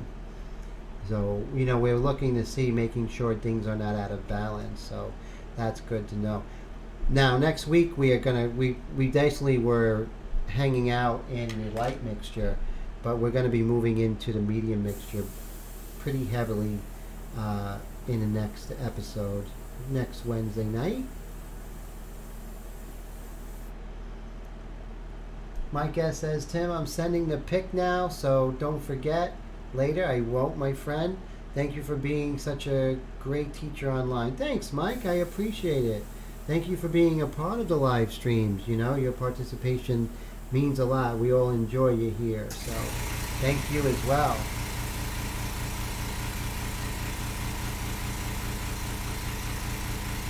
So it's 11:25, so don't forget, guys, to go ahead and hit that like button. And if you haven't subscribed, go ahead and hit that subscribe button. It helps out the channel, lets me know I'm doing a good job, and you get alerted when new videos come out. Maybe next Wednesday you'll forget. You hit that bell icon, you'll be reminded, so this way, you know, we can all talk together. So that's always cool. So gotta raise that air pressure a little bit. It was a little weak there. Okay, so here's pretty good. So some of the final moments of this week's live stream. And Wendy says that she can hear the Bee Gees singing as I race. Oh wow, the Bee Gees. Those guys are great. Now, if we look at the reference here, and remember, we're always looking at hard and soft edges. It's really an important aspect to taking your artwork to that next level. Sorasit, how you doing? How's everything? Sorasit from Scotland, right? I remember you this time. I got it right, my friend. We're at the closing moments of the live stream, but I'm glad you made it, my friend. Definitely. So right now we are working on the lip here. So you notice here we have this dark of the lip here, and it's like, it's kind of hard edged, you know. The values are pretty close to one another, but there's still sort of a hard edge. So let's go to working on that lip there. Where we go. Okay, so there we are. So we're going to take our light mixture, we're going to take our freehand shield, and what we're going to do is we are going to, remember, perpendicular and not parallel. So you see how I darkened that? And I can even darken that even some more. So you want to get that value disparity first. It's a little hard edge, but don't worry, we can always fix it.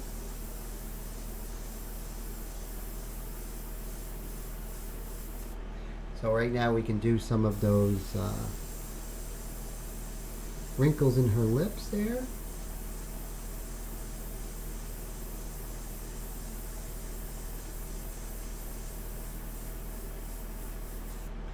So remember, these lines in the lips only work when the values are not far away from each other, right?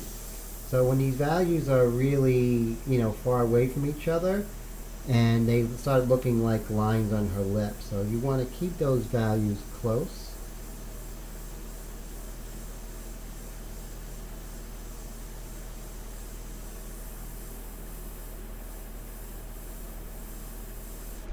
And this is where the Extreme Patriot arrow really shines. And it's because that needle is coming out further than most every other airbrush, and you're able to get those really tight details.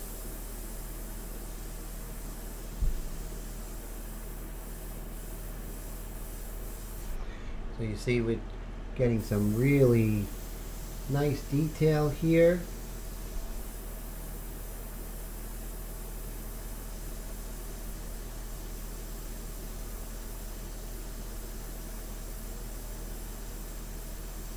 Darkening this up.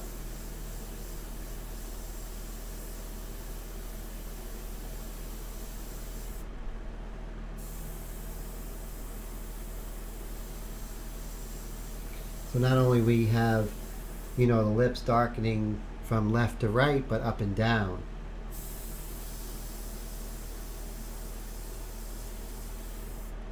And then when we pull up, we'll see how it's really developing there, and then we're going to develop that even more, but that's basically it. And we're going to, you know, make those values a lot closer.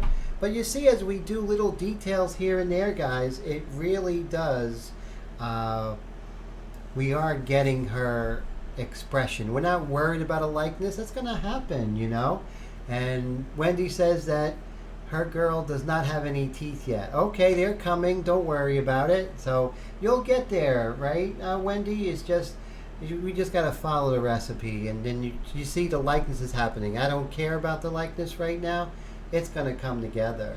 So, same thing there. We're going to go in with the eraser, and we're going to, follow up with the teeth there and the lips.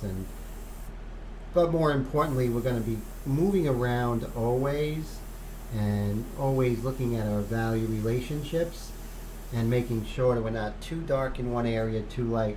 Remember, everything is much lighter in value than the finished product. We are just darkening it up together, but more importantly, we're working it as a whole.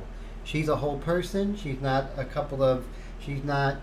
she's not just an eyeball, nose, and a mouth. She's a whole person, breathing person. And so Wendy says that hers has no teeth because she doesn't exist. And that's funny. And we are just, working the whole thing together. And that's what I'm going to say. Paint the ensemble. Make sure. Look at that. Perfect. I'm out of ink with 11:29. So isn't that perfect? Heath, have a fabulous night as well. Thank you so much. See everybody next week. So said everybody, Mike, and everybody who was here. I really appreciate you guys, Brad, and everybody, Brad Smith, Brad Mummery, and Gloria, and everyone, Heath and Brian, Tone. Thank you so much for coming. I really appreciate it. So thank you guys for everything. I really appreciate your time. And let me say goodbye to you guys properly. So take care, guys. You can see it's late at night. My hair's a little crazy. But I hope you have a great week, and send me pictures of what you do. I'd love to see it so we can post it on next week's live stream. And pretty cool, the information we have with the magazine coming up. Magazine giveaway coming up. We have an ink giveaway coming up. So stay tuned, and also my ink mixtures giveaway. Don't forget the like button. See you guys next week. Thank you so much. And enjoy your November, guys.